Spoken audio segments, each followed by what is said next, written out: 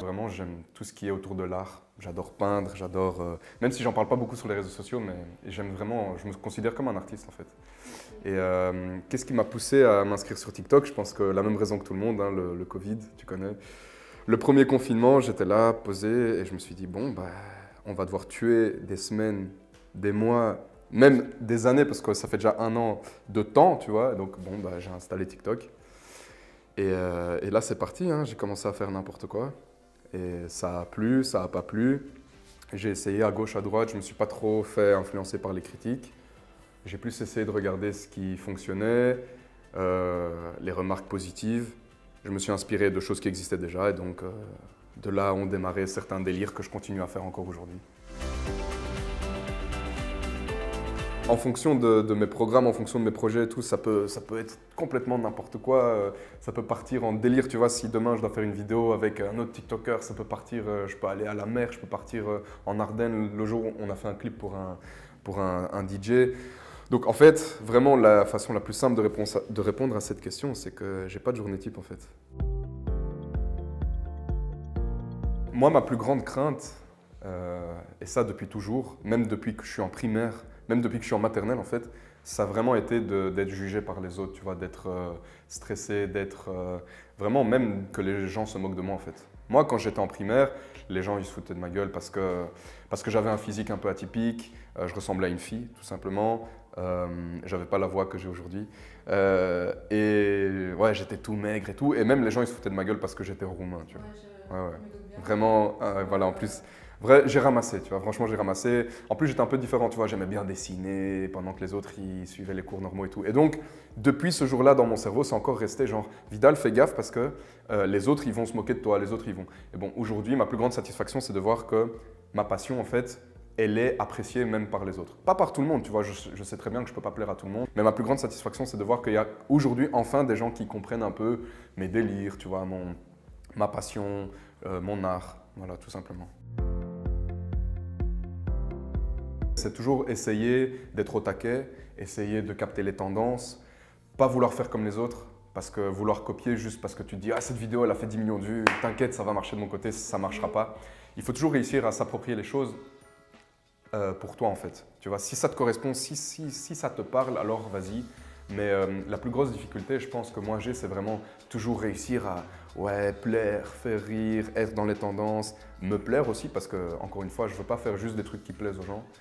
Et ouais, voilà, être original, ne pas être oublié aussi parce que du jour au lendemain, tu es sur TikTok, tu es sur YouTube, tu es où tu veux. Du jour au lendemain, tu peux être personne en fait. Les réseaux sociaux, la plus grande force des réseaux sociaux, c'est que tu peux devenir quelqu'un du jour au lendemain, mais tu peux devenir encore plus personne du jour au lendemain aussi, tu vois.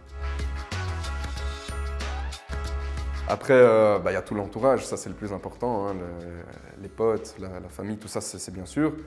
Il y a Benoît aussi. Mais voilà, on n'est pas 10 000 non plus, hein, tu vois. Je pense que pour vraiment mener un projet à bien, le plus important, c'est ce qu'il y a dans le cerveau, les gens qui le soutiennent, et puis la production, mais on ne doit pas toujours être 500, tu vois.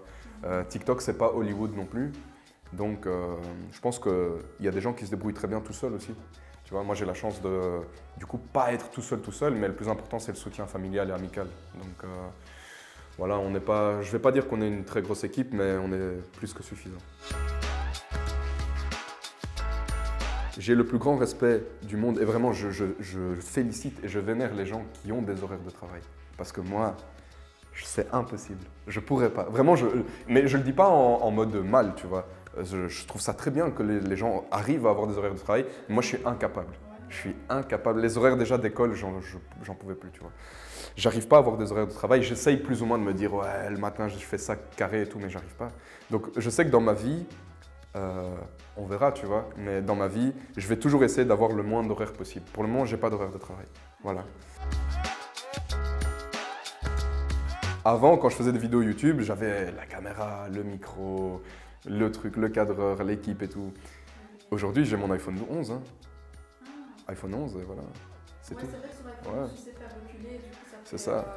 Ouais, c'est tout. Franchement, c'est tout. Toutes mes vidéos, c'est quoi iPhone 11 sauf les vidéos GTA. Les vidéos GTA, quand je fais des vidéos GTA, c'est une caméra spéciale. Okay, c'est une caméra qui filme 360 degrés. Okay. Et en fait, la personne qui est là, elle me suit. Benoît, big up. Il me suit avec la caméra en fait, il me suit avec la GoPro. Enfin, c'est pas une GoPro, c'est une autre caméra. Il me suit avec et du coup, ça fait un peu l'effet comme ça GTA, tu vois, qui grand angle. Ouais, et une qualité. La première fois que j'ai fait une collaboration avec une chaîne alimentaire très connue, c'était vraiment bien parce qu'en fait, c'était aussi la première fois que je pouvais rencontrer des gens qui me suivaient tout simplement. C'était le Covid depuis des mois et moi, je voyais les chiffres augmenter, mais à aucun moment, je me disais que j'avais jamais mis de visage sur ces chiffres, en fait, tu vois. Et donc, en faisant cette collaboration avec cette marque, j'ai invité des gens dans la vidéo. Je leur ai dit, les gars, venez, on fait une vidéo pour cette marque. Et venez, tu vois, parce que j'avais besoin de figurants, j'avais besoin de gens dans la vidéo, des gens chauds. Et il y a plein de gens qui sont venus et ça, j'ai kiffé.